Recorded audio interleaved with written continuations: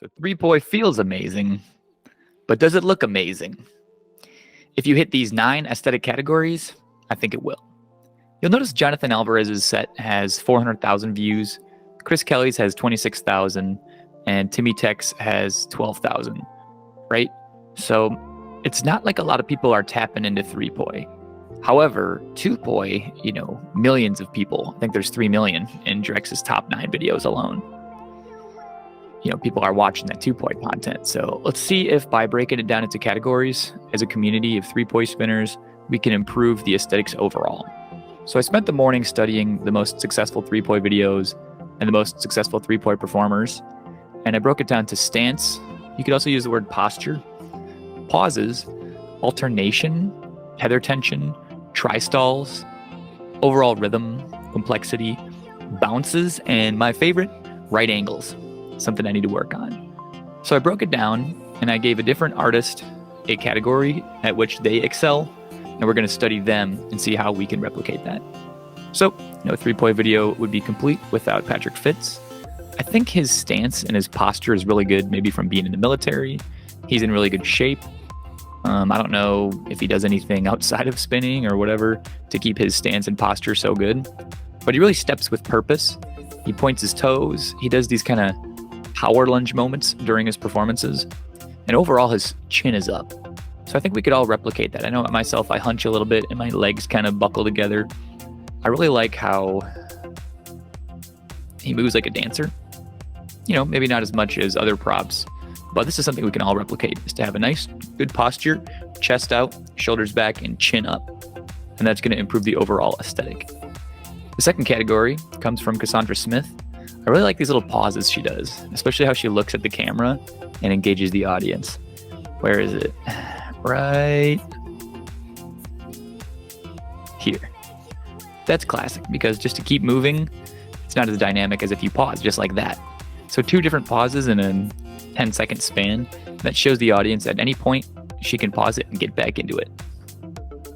Here's Alternation. This is with Vojta. This video is a really good example of how to have your pinky lead some of the time and your thumb lead the other time.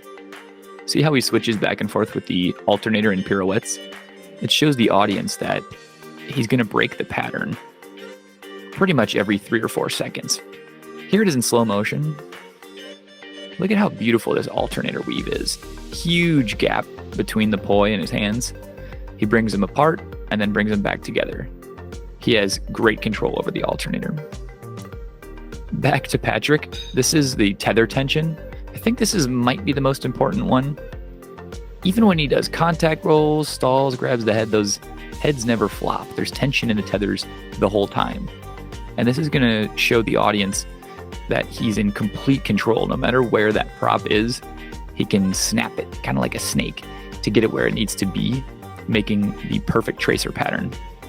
Yeah, stalls are clean, weaves are clean, pendulums, everything has a lot of tension in the tether. Don't let them flop. Next is tri-stalls.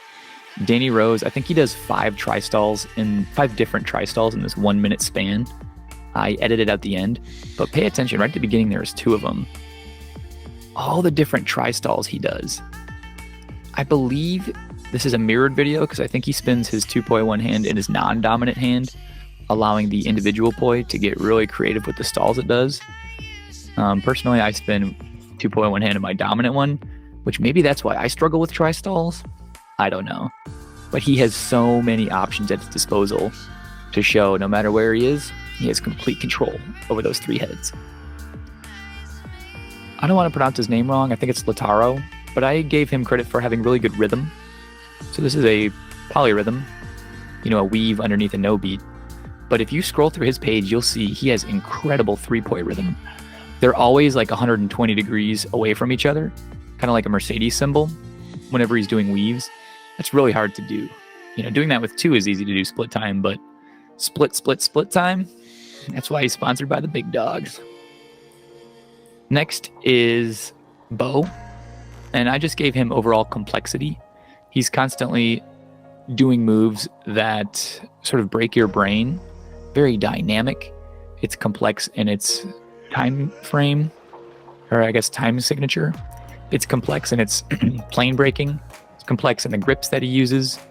He'll do different heights. He'll do different foot positionings, different arm positionings, you name it. Overall, it's just very complex. Quite enjoyable to watch. It's aesthetic in the sense that it challenges your brain to put together the pieces of what's going on. Yeah, this is just a smidgen of his 9-minute act. So study his complexity. Next is bounces. I thought that the bounces and gunslingers Jonathan Alvarez does are different from a regular wrap because it only wraps like pretty much he's bouncing the head off his forearms. But in this first little 10-second span here, you've already seen him do, half a dozen different bounces. And what that does for the audience is it shows at any point he could break the pattern that you're looking at. Drumming would be boring if they just did the same beat the whole time, same rhythm. So the fact that they're constantly switching up the beat by switching up the drums is similar to Poi. Every time you bounce it off your body, it switches direction, maybe even plane. And nobody does this better than Alvarez. He uses those old school tethers, so they're super lightweight, super manipulatable. And the pod Poi heads allow them to bounce off, maintain a lot of their momentum, and has a really nice aesthetic of just total control. Super glow stringer style. Super aesthetic. Wow.